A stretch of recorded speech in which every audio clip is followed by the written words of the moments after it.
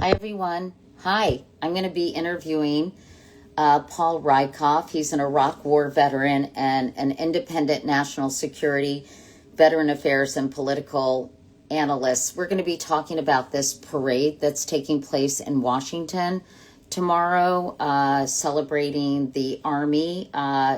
It's the Army's 250th birthday. Hi, everybody. And Donald Trump's 79th birthday. So Paul said he would be willing to have a conversation about this parade and some of the other issues of the day.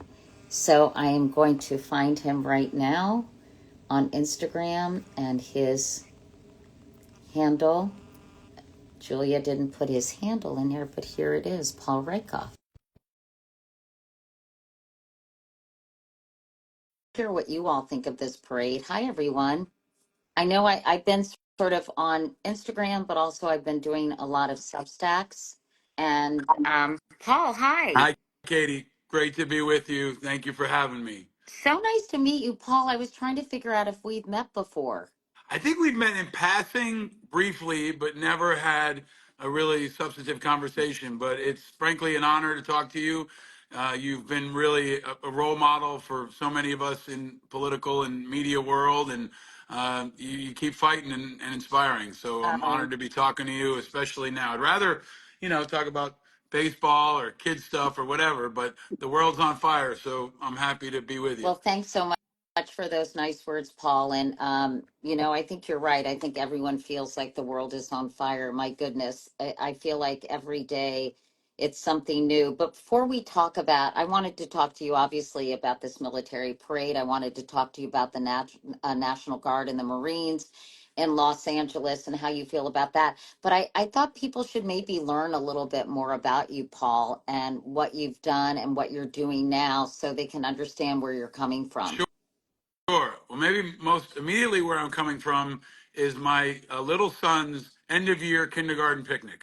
So that Oh, was I'm so happening sorry. today. I'm so sorry No, to no, interrupt it's that. done now. It's done Oh, now. They okay. they are very much done.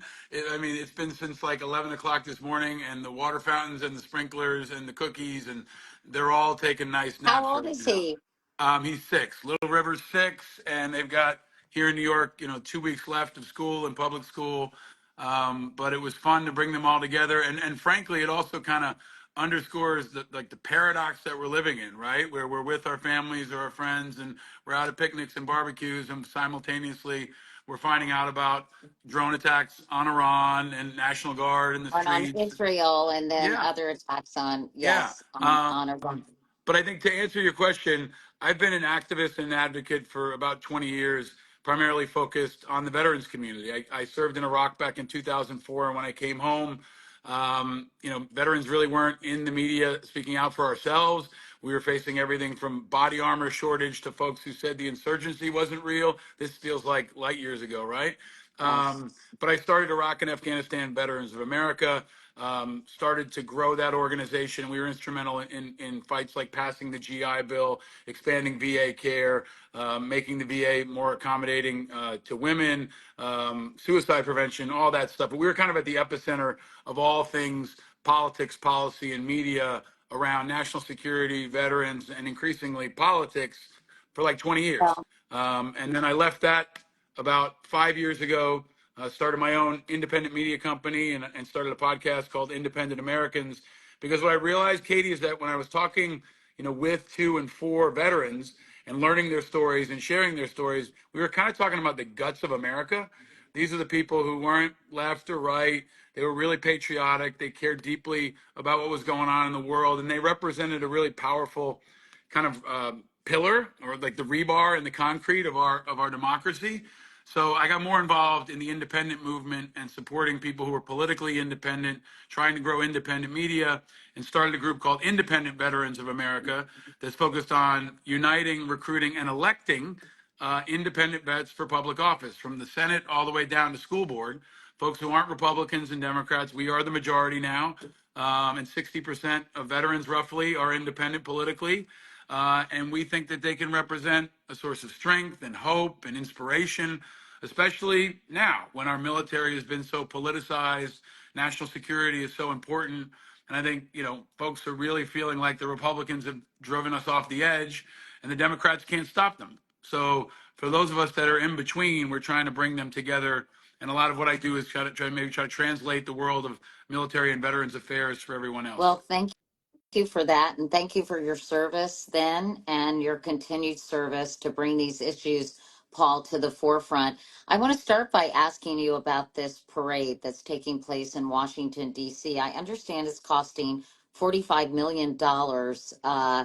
And it's going to cost 13 million just to repair the roads from all the tanks that will be, I guess, rolling down Constitution Avenue or Pennsylvania Avenue. I guess they can't go in front of the White House, so I guess it'll be Constitution. And I'm curious what your views are. And by the way, if anyone has a question for Paul, please put them. Someone was saying the comments were covering your pretty face, Paul, so we had to take them off. So, That but might be tell me, better. no, no, no. Tell me what you think about this parade, because at a time when veterans' benefits and services are being cut, it seems like a really strange use of taxpayer money to me.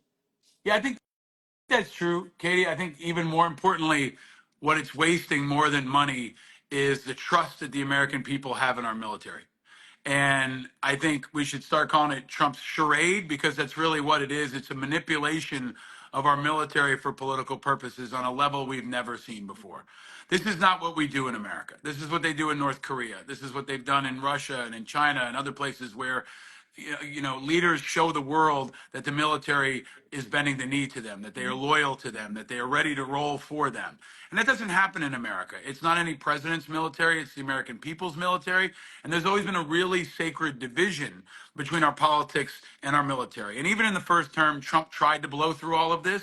But now in the second term, with his people in place, and after executing a purge across the Pentagon that's been very successful, he can use the military as a political tool for a showpiece, for window dressing, and that goes all the way from his inauguration to his speech that he gave at Fort Bragg this week, which was really over the line, encouraging troops behind him to boo the media, to boo his political enemies.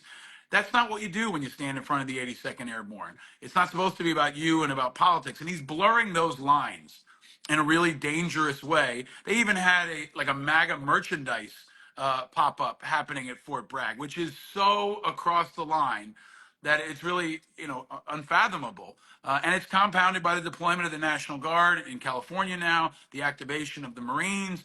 So Trump has always wanted to make the military his military.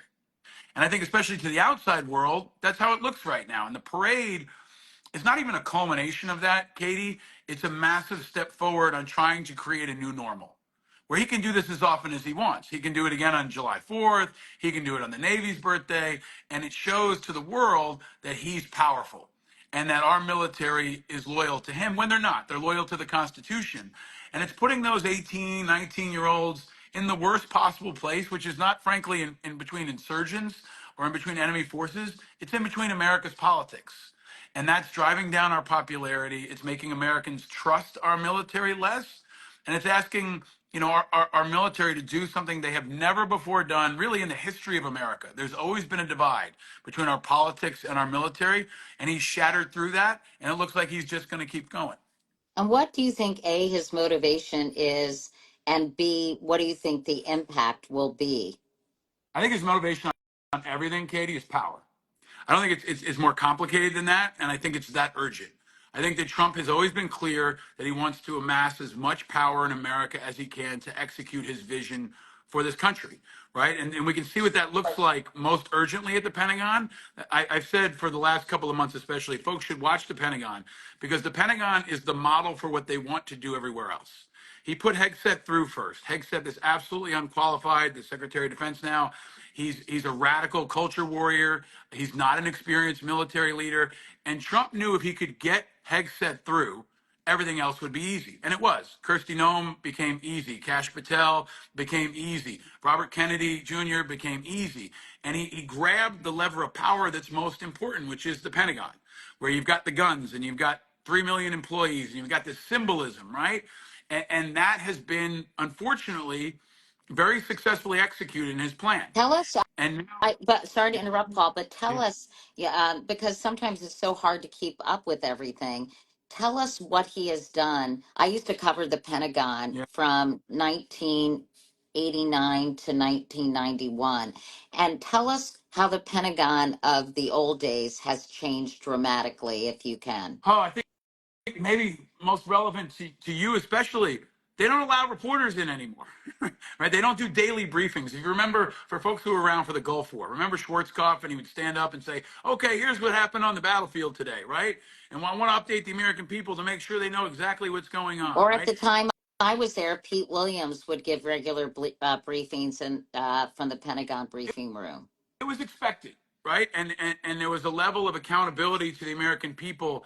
I think, and most immediately, I always say, because there are sons and daughters in our military, and their parents have a right to know. What are you doing with my kids, right? And I think the Pentagon has always understood that.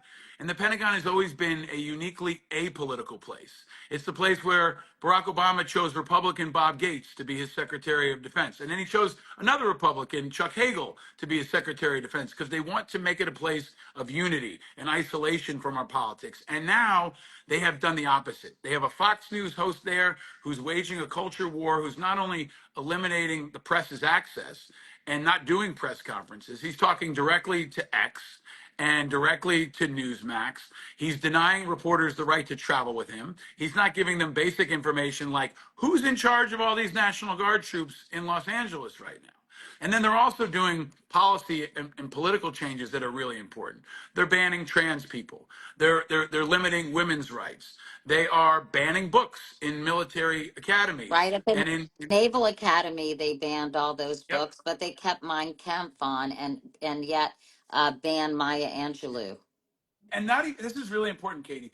Not only at the academies, they also did it at the Department of Defense schools, which are elementary schools, high schools, on bases around the world. Where when we deploy our folks overseas and they're in, Hohenfels, Germany, or if they're in Okinawa, their kids go to a Department of Defense school, and that school now also is banning books. And maybe I always want to try to pull out some sparks of hope. Some of the first protests we saw against this administration and against these kinds of changes were kids in those schools, were military kids in Department of Defense schools who were doing walkouts, who were saying, we don't want to see you ban books. We don't want to see you attack our trans friends. We don't want to see you make the military less diverse. And I think, as we look across this landscape, I'm going to keep pointing people back to the fact that that kind of activism is important. It's contagious. And it's really kind of a conscience call for us. When you think about veterans in the military, I have a friend named Dave Chastain who was in the seminary and then joined the military. And he had this great line that I've shared for 20 years. He said, if America was a religion, veterans would be the clergy. They're the protectors of the cloth. They're the protectors of the flame, the protectors of our values. And our active duty military is a bit more challenged because they can't speak out in the same way I can now. But for me and tens of millions of other veterans in this country, they are speaking out. They are calling it for what it is. They're not all Democrats or liberals on MSNBC. A lot of them are extremely politically independent, and they view this as a really dangerous time where Trump and Hegseth have kind of broken the hard glass that exists around our military. Only break it in case of glass is the rule. They've shattered it. They pulled out the military and they're throwing it out into the streets in a way that's really reckless and dangerous. And I think most importantly, Katie, endangering our national security. We're less safe. Our enemies are celebrating. And in many ways, I'm deeply concerned that they're just getting started. They're picking up steam, and we have to prepare for things that could be even more challenging. But Paul, when I see things like Donald Trump speaking at, gosh, where did he give the commencement address this year? Was it at the Air Force Academy? I West can't Point. He was at remember. West Thank you, Point at speaking. West Point. Yeah. My brain is so full of No, we're stuff. all But there, Katie. I at, at, feel you. at, at at I'm West drinking a lot of Point, coffee. he gets cheered at a lot of these places, like the Army Navy game. And so is your view shared by a lot of people in the military, or why do you think there are seemingly so many people who are supporting him? I think this is a really, really important question, right? First of all, the military is not a monolith. They are as diverse as America. Less diverse now that he's driving out trans people. Women don't want to join. People of color are less interested in joining in this kind of Because of environment all the because, yeah, anti-DEI and initiatives. because he does crazy shit like a racing Jackie Robinson Right. from the department, right? And even when he was at Fort Bragg, if you look at the photo behind him, we now know they pre-screened troops for loyalty to him. They pre-screened troops who weren't overweight, and they did a kind of a central casting. And if you look behind him, it's overwhelmingly white men. So if that's not you, do you want to join this military? I think a lot of folks don't. But I think even more importantly, it's kind of basic. The military has to follow their boss. They're the easiest to control because that's their job. They're supposed to follow orders. And when the commander in chief comes in and says, "Hey, everybody, good morning," they say, "Good morning." It's not like any other workplace you've ever seen. And so they're going to cheer the boss. They're going to encourage each other to kind of fall in line. That's the nature and the culture of the military. But the leadership has always understood that you have to be careful with that, right? You're not supposed to manipulate that. And what Trump does is play to them like it's a campaign rally. Now, some of the folks in the military, just like out in America, are loyal MAGA folks. They watch Fox News, but most of them are politically independent. Some of them are Democrat and liberal. And it's really like falsifying this idea that they're all behind him as a way of getting more of them behind him, right? And it becomes kind of a self-fulfilling prophecy. But I think what most Americans need to understand is everybody doesn't buy his bullshit any more than everybody in America buys his bullshit. There are some who do, there are some who don't, and most of them are kind of caught up in it in a way that average Americans aren't. If you want to leave a rally, you can just walk away. Those 82nd Airborne folks, if they walk away, they're facing, reprimand from the commander. They think maybe UCMJ action. They're 18 years old. They didn't really sign up for all this, and now they're on stage with the president. So I think we have to try to empathize with their situation a little bit, but also understand their restrictions, and most of all, hold him accountable because he's not supposed to do this. And the military knows that better than anyone, and that's why I'm hoping now that generals within the military will speak out however they can. Folks who've recently left will speak out however they can, and veterans like me and others will speak out whatever way they can. It's ironic, isn't it, Paul? Because he's never served in the military. That and called John McCain a loser for being a prisoner of war. So he hasn't really. It's a very strange thing to me because he's shown such little respect for the military. And I think there have been other reported incidents when he was at Normandy, for example. And it just seems so odd that that people are buying into this given the lack of respect and participation he's shown. Yeah, I think there's another piece, Katie, that I've been trying to underscore. I think a lot of folks have a failure of imagination, and they have a tendency to underestimate what Trump can do and will do. And this time he's much more strategic, and his plan has been much more effective. They're much less sloppy. It's still mayhem and chaos, but that's sometimes by design. And they're starting to execute a plan that in many respects is hitting its goals and working, right? The Democrats are losing, America's losing, and Trump continues to pick up momentum, and maybe most evidenced by the fact that he's doing what he wants. And nobody's able to stop him. And I think what we have to appreciate about the military is, yes, he didn't serve. He's been incredibly disrespectful to everybody from, Kamir Khan, the Gold Star Right. father, to John McCain, to the suckers and loot. All that stuff is important and true, but he also has always understood their political power. He's always manipulated it. He's always wrapped himself in the flag and tried to look like super American to the people who want to hear that. That's why he picked Hegseth. That's why he picked Tulsi Gabbard. He's picking people that are great on TV, that are masterful manipulators in terms of communication, and are really viewed as kind of super patriots by their base for sure. And now this ecosystem of Joe Rogan and X and Elon and all the others, most of whom haven't served themselves. So the people who really worship the military and really manipulate the people are most often the people who haven't been in the military. John McCain would never do this shit, right? Even John Kerry would never do this shit. But Trump is willing to go where nobody else has gone before. And I think he's going to continue to push that until people can slow him down, until the Democrats or others can stop him and slow him down. And in the meantime, one thing I will emphasize, Katie, especially for people who are feeling upset or hopeless, the Democrats are not going to save you. Stop waiting for that to happen. You've got to get involved. You've got to support leaders who are stepping up, and don't just look to the Democratic Party for those leaders. They may be out in the streets today and tomorrow. They may be popping up on your media. And folks like you, Katie, who are speaking truth to power with independent media platforms, that's going to be absolutely critical. And there are leaders out there but they're probably not going to come from the conventional places, and they're probably not going to come on a regular basis from the Democratic Party. Let me ask you two more questions, Paul. One is about, you mentioned the National Guard and the Marines being deployed to Los Angeles. I read this morning that the Marines were being trained in Orange County, California, in crowd control because there's the whole posse comitatus stuff that you cannot, that the military is not supposed to be involved in policing or law enforcement. I've just recently, of course, I'd heard of posse comitatus, but I didn't really understand what it meant. And now they're being trained in crowd control. How do you, and now we're waiting for, I guess, an appeals court panel or judge on Tuesday Yep. to hear the Charles Breyer's decision that the National Guard needs to be back in the hands of the state of California. So that's kind of still up in the air, and it's unclear what this appeals court will do. Anyhow, what do you think of the use of the National Guard and the Marines in this situation? I hear from many people commenting, oh, thank goodness he did that. Our streets were, California's a mess. Gavin Newsom stinks, blah, blah, blah. And then obviously there's the other side saying how terrible this was. As somebody who is in the military, who talks about and knows so much about the military, I'd love to hear your views.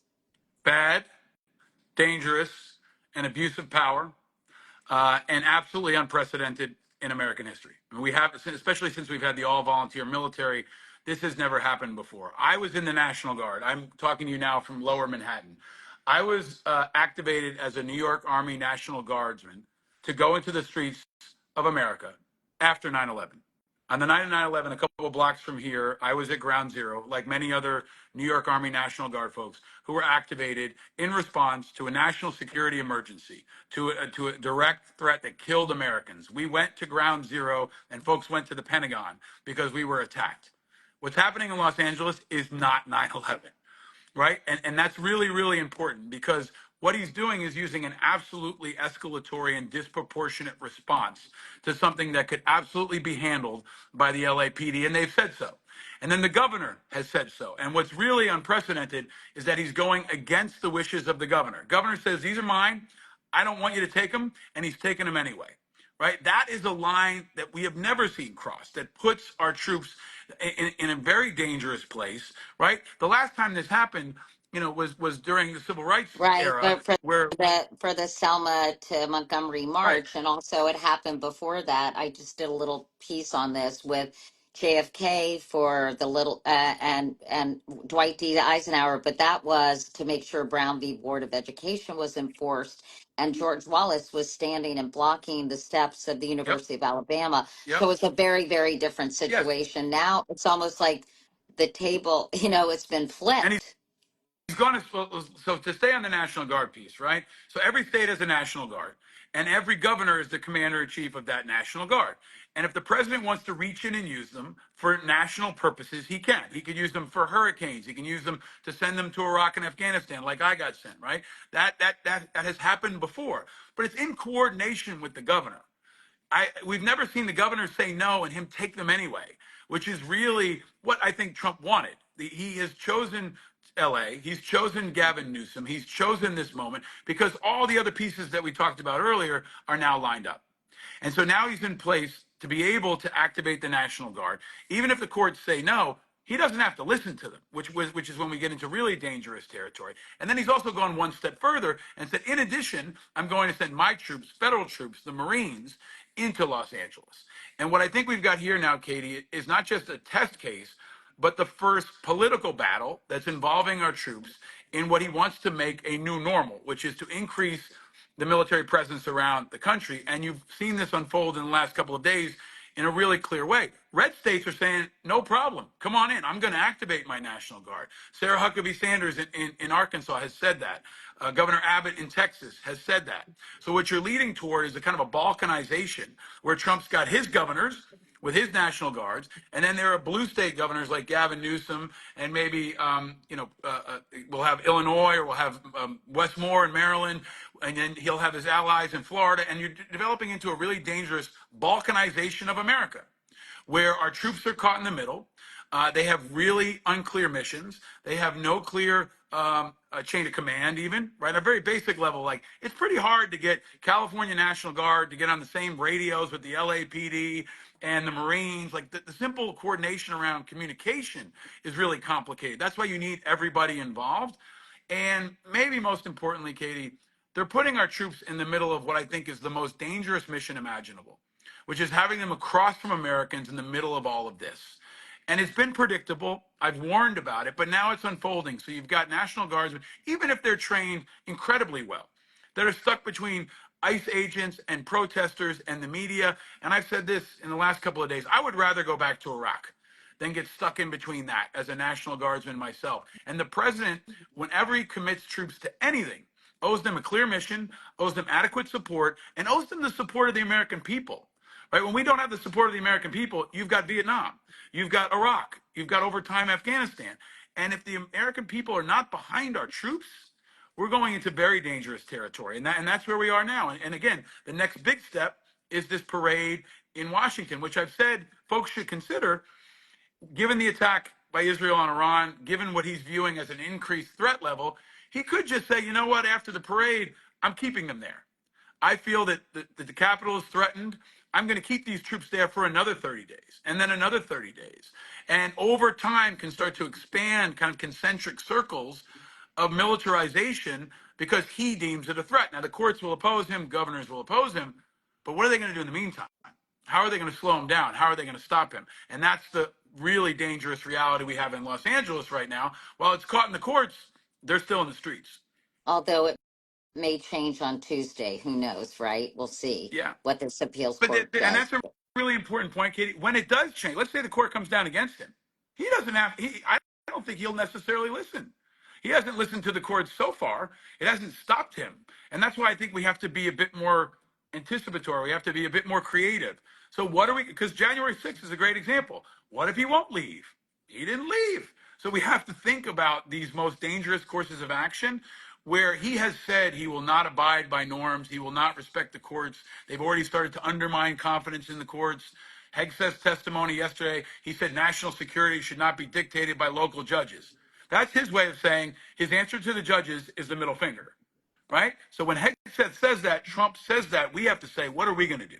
And that's the really dangerous point I think we are moving toward. Well, it's really scary, and when you say that, I think so many of my followers, the only question, one of the main questions, they ask me many questions, is what can we do? And as you said, it's important for us to talk about this, but what else can be done? I think one really important thing that's not being said enough, Katie, is we have to try to bring the temperature down in whatever way we can. You're great at this. I mean, you're masterful, right? And helping people understand that yes, we should be concerned. Yes, we should be outraged. Many of us are angry, but you have to turn that anger and frustration into a positive impact. And I know this. I have two little kids. I am so close to this world. It's hard to keep your emotions in check, but escalating the emotional conflict, even if it's at your gas station or on your Twitter feed, helps this go forward. It feeds our enemies. Putin is celebrating. And in many ways, it's what Trump wants. Trump wants people to get pissed off and go punch a National Guardsman. That's what he wants you to do, right? So we have to be strategic in how we protest. We have to be thoughtful and peaceful in how we protest and push back. And I think really importantly, Katie, if we can't be leaders ourselves, and I think everybody can be a leader on their Instagram feed, in their churches, in their schools, support the brave leaders that are inspiring you. And Gavin Newsom is not my cup of tea. He's not my favorite politician. I'm not a Democrat, but he's saying a lot of things that are true, and he's saying a lot of things that are important, and he's in his role, he isn't very important. We don't want a governor getting rolled by the president. We don't want a governor getting put in jail. And even beyond his personal points, symbolically and strategically, we have to support him because there will be other governors. By the weekend, it could be Kathy Hochul. The weekend after that, it could be Governor Wes Moore.